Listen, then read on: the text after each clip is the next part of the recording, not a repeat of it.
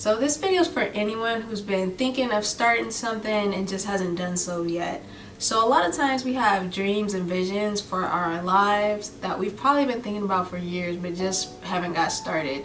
And most times a lot of people don't start because they don't feel qualified to do the thing that they're thinking of, or because they're waiting for the perfect time. So two things I want to say. The first thing is that the perfect time to start was yesterday, but the next best time to start is today, now. And the next thing I would say is that the people that usually feel as if they're not qualified are usually the most qualified. About 3 months ago, I went on a women's retreat. And on this women's retreat, there were some women that were asked to get up and speak and share their personal testimonies. And the women that went up there, almost all of them went up there. The first thing that they said was that they couldn't believe that they were asked to speak, or that pretty much that they felt unworthy, or like their story wasn't that important. And I'm really glad that they shared that, because one, I would have never guessed that about them, that they would feel that way about themselves. And then after each person finished their testimony, I personally felt very inspired by a lot of things each of them said, and I could tell that other women in the room did as well. And so it just goes to show you that although they felt as if their story wasn't important, in actuality it was, and it had an impact on several people in the room. And I would argue that if you share something about yourself and it affects just one person, it's worth it. So what I learned from this retreat is that people will disqualify themselves from doing something when in fact they are probably the most qualified person. And people just do this in life. People will say things like, oh, I'm just a salesman, oh, I'm just a teacher, or oh, I'm just an ex-felon, an ex-alcoholic, whatever it is for that person, right?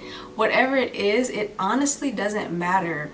Your unique set of experiences, your background makes you relatable to someone, and there's someone out there waiting to hear from you, waiting for you to represent them. An example I can think of to kind of explain this is Issa Rae. She created the show on HBO called Insecure, but prior to that she made a series on YouTube called Awkward Black Girl, and I used to watch that. And it was cool to see. How do I explain this? As someone that is black and at the time identified as awkward, it was cool to see a show where there was somebody who I felt was relatable. And prior to that, that really wasn't how black women were represented in a lot of the shows that I've seen. So her just being herself and creating that series reached a whole different type of market of people just in general. And no, the show isn't for everybody, but it is for somebody. And that's just like us. Our unique set of experiences, who we are as a person, what we bring to the table, it's not going to be for everybody, but it is for somebody.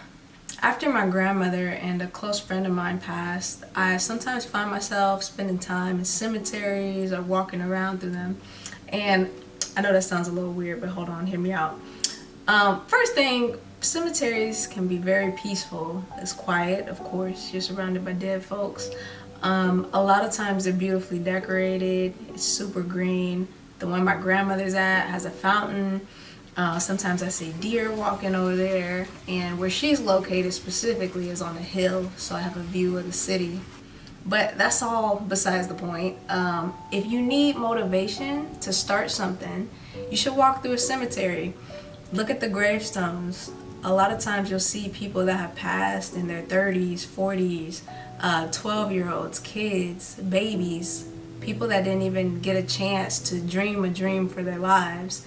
And as far as I know, we only get to do this life once. So you might as well give it all you got while you're here. One of the biggest mistakes we can make in life is being afraid not to make one. If you died tomorrow, would you be content with not trying the thing that you've been thinking about for years? What's the worst thing that could happen if you tried and it didn't work out?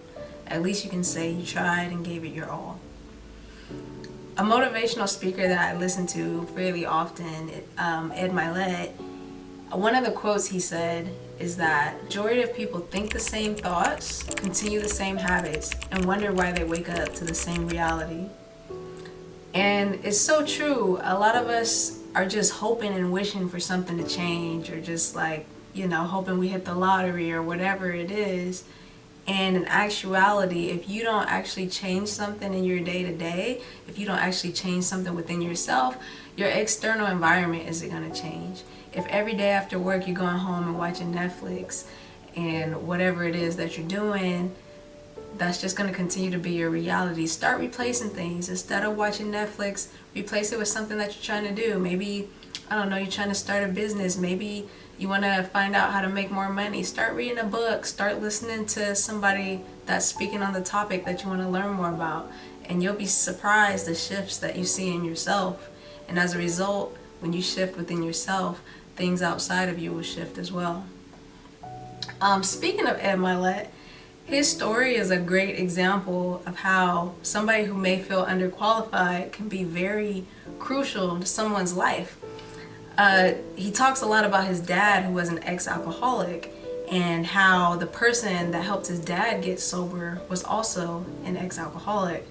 And if it wasn't for that person, Ed Milet might not be the person who he is today. He's a millionaire, he's a motivational speaker, he's so many other things, he's an author. But if that person didn't help his dad get sober, who knows where he would be now, right? A lot of what he does now is because he was so inspired by his dad's story. So I just share that example to say that you never know what impact you can have on someone's lives. So don't ever feel that you're underqualified or that your story doesn't matter, because it does. So with that being said, I hope you all start working towards your dreams. Live every day as if it's your last day on earth, because you never know, it could be. And I know that's morbid, but that's just the reality of it. And hopefully it helps get you started. Good luck.